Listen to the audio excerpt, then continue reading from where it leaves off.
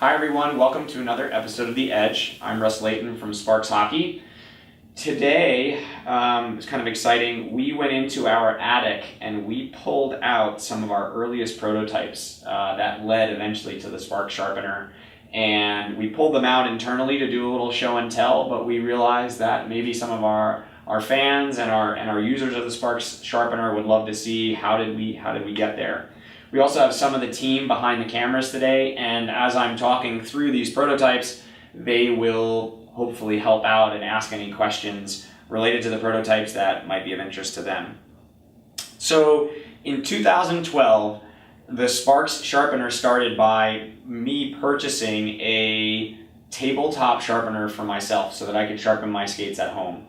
And one of the first things that I found challenging was actually lining up the sharpener. So getting the grinding wheel level with the skate blade and getting even edges out of the sharpening.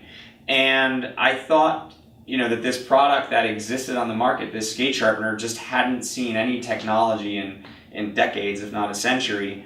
And at the time, iPhones were all the rage, and these leveling apps were available on the iPhone. And so one of the first things that I thought we could do was to build a platform that would mount to a traditional skate holder, and this platform would allow a user to put an iPhone and a leveling app into the skate holder. It would be indexed right where the skate blade would be located, and then the user could adjust the skate holder until the level showed that it was both level with the surface of the skate sharpener as well as not tipped in this direction. So there was like sort of two angles of freedom that one of these level apps could take out.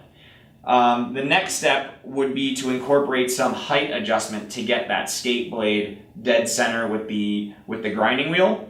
And that was enough to kind of get my juices flowing on, hey, there's definitely a way to improve a skate sharpener.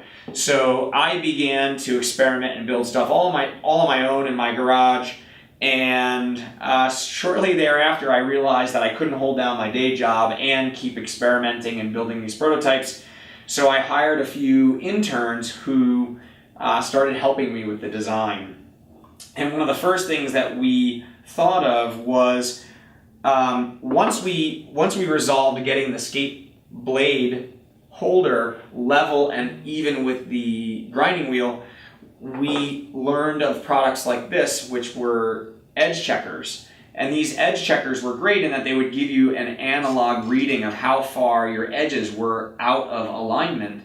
But then it was hard to convert that information over to adjustments that would be made to the skate holder.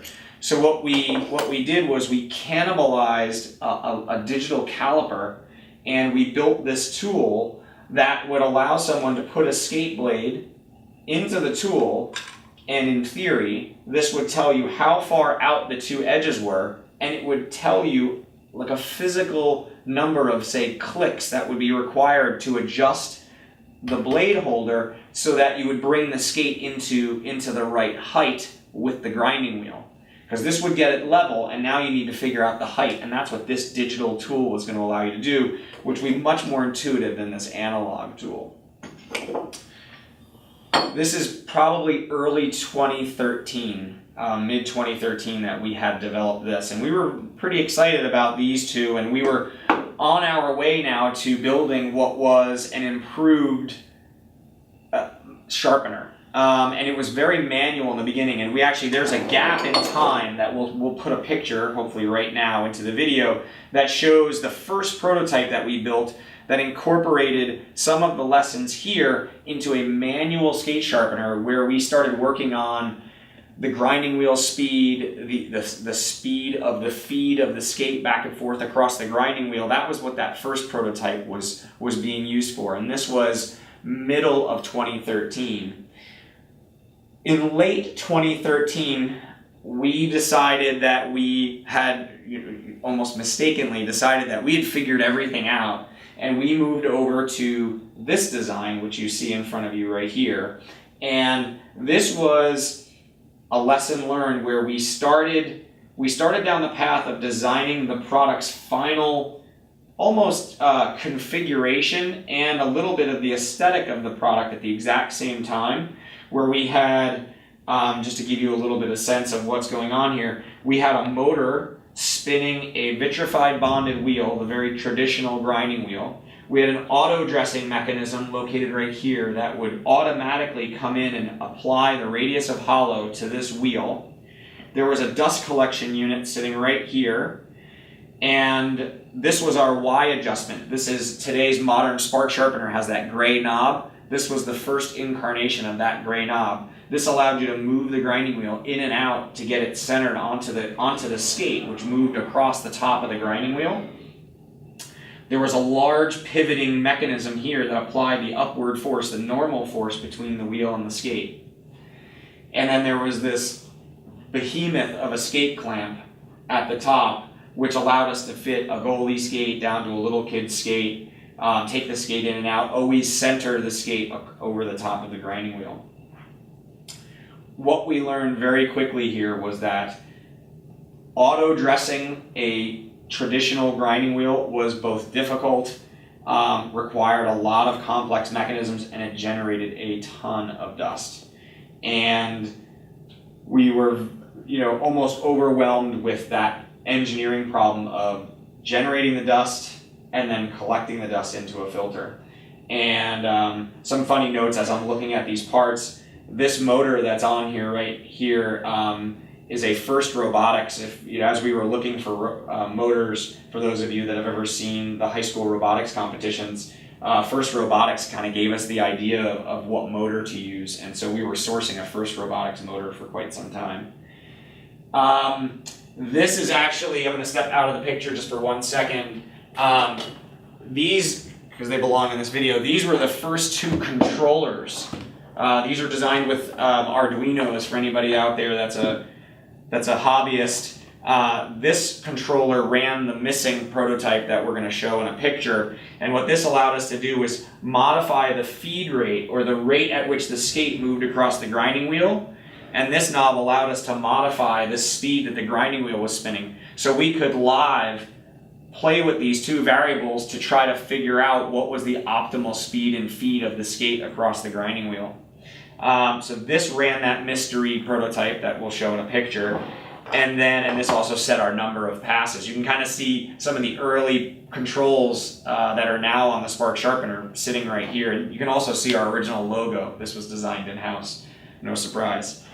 And this was the controller. Again, it's an Arduino that runs this system right here. And again, we can adjust, this was the feed rate, not so much the wheel speed, but this is where we were adjusting the feed rate of the skate across the grinding wheel. And with that, I'll ask the team if there's any questions. So I do have a question. And this is interesting for all of us because even though we've been here for different periods of time, a lot of this is new to us. So it seems like at the very beginning, you were planning to improve or accessorize the existing equipment. How did you get to make the leap to like brand new machine, not accessorizing the existing equipment?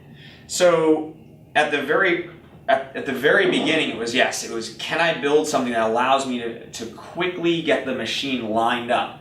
Because I felt that I had like the skills to apply the pressure and do the pass. It was just lining up that skate blade. And when I switched it, as many of you know, when you put a goalie skate or a different blade on a traditional skate clamp, the thickness changes, and now all your settings are off.